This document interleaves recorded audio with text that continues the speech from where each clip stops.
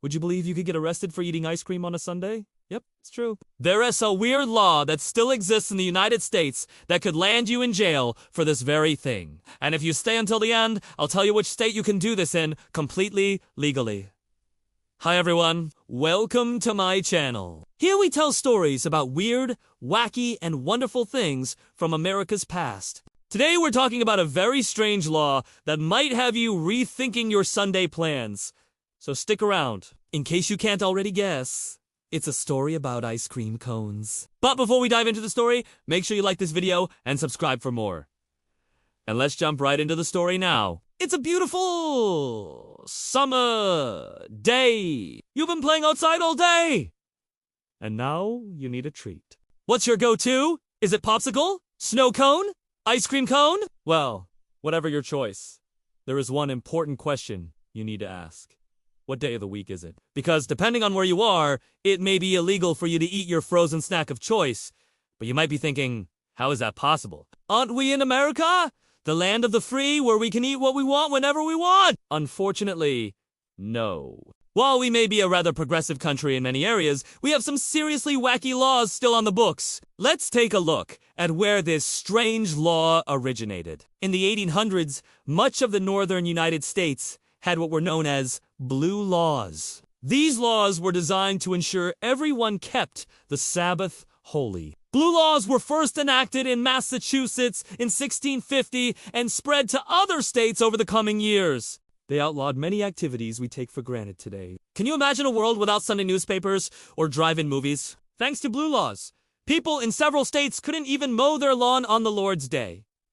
These laws were rooted in the belief that Sunday should be a day of rest. The idea was that people would spend the day going to church and engaging in spiritual activities. Blue laws varied by state and over time, but most shared common restrictions. The intent was not to allow any type of work on the Sabbath. This included manual labor, but also anything that might result in financial gain. And this brings us back to our original question. How did we go from blue laws to banning ice cream cones on Sunday? We'll tell ya right after.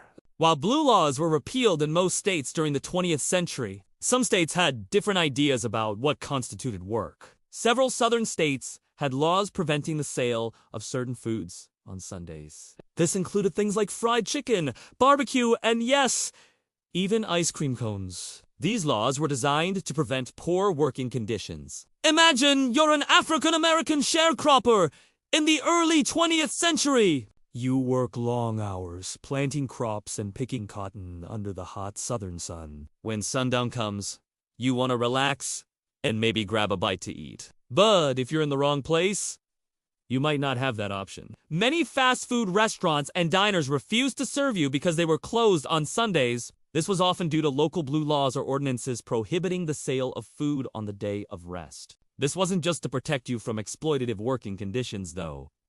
It was also to protect the business owners. They didn't want to risk upsetting the community by staying open on a day they viewed as sacred. And this is where ice cream cones come in. As the popularity of ice cream grew in the late 19th century, it quickly became a summertime favorite. Ice cream vendors sold their tasty treats from carts in small shops. But when blue laws started being implemented, many of these businesses were forced to close on Sundays. To get around this, some vendors created a system. They would sell waffle cones throughout the week, but on Sundays, they would switch to selling something else. They'd still have the waffle cones on hand, but they would fill them with something that didn't melt, like candy or crackers. That way, they wouldn't violate the law. So why were ice cream cones singled out?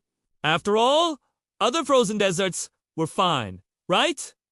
Well, the answer lies in how ice cream was sold. Ice cream cones were a novelty item. They were something you bought from a street vendor, usually while walking around. This meant you could eat it immediately. Other desserts, like packaged ice cream bars, were purchased in stores and eaten later. They weren't as closely associated with the act of eating out on the street. So if you were caught buying or eating an ice cream cone on a Sunday, you could get arrested. It may seem silly now, but blue laws were taken very seriously in many communities.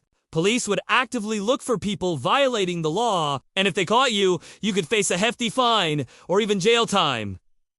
But how common was this really? It's hard to say exactly how many people were arrested for this offense. Records aren't complete, and many arrests went unreported in local newspapers. But we do know it happened. In 1954, 2 teenagers were arrested in Houston for doing exactly this. They were eating ice cream cones on the sidewalk after buying them from an ice cream truck. The boys were charged with violating city ordinances and had to pay a fine or spend time in jail. So, is this still a thing? Technically, yes, but probably not something you need to worry about. The ordinances banning the sale of ice cream on Sundays are mostly found in the southern United States. And most of the states that once had blue laws on the books have since removed them. For example, Alabama, Georgia, and Virginia all had statewide bans on the sale of ice cream on Sundays. But those laws have been repealed in recent years. Instead, these states have left the decision up to local municipalities. As a result, you may find that some towns or counties within these states still ban the sale of ice cream on Sundays. However, this is less common than in the past, and it's unlikely you'll be arrested for eating an ice cream cone on a Sunday. After all, who would even know unless someone wanted to be a real killjoy? So next time you enjoy a cone, be thankful history forgot this law. Thank you so much for watching. If you enjoyed this video, please hit the like button below and subscribe. Also, feel free to check out my podcast. Thanks again for watching. See you next time!